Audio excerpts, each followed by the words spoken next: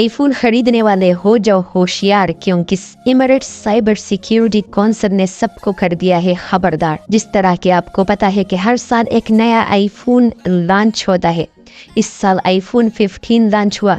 इससे पिछले साल यानी सन 2022 में आईफोन लॉन्च हुआ था।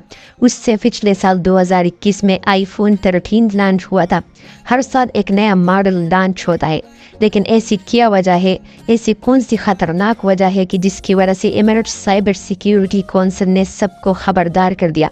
इसके हवाले से पूरी डिटेल्स आपके साथ इस वीडियो में शेयर करता हूं।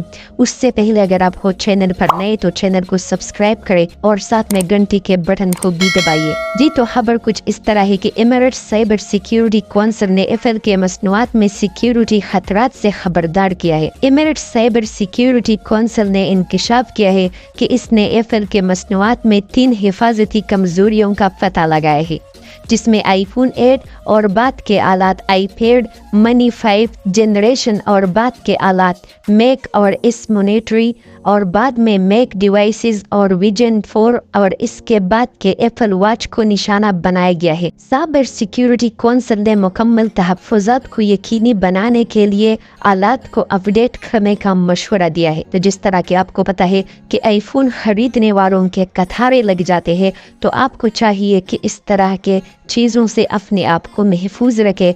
और धोखाबाजी भी बहुत ज़्यादा हो रही है, तो ये आईफोन के साथ प्यार करने वाले, आईफोन को खरीदने वालों के लिए एक बहुत बड़ी खबर है। Thanks for watching.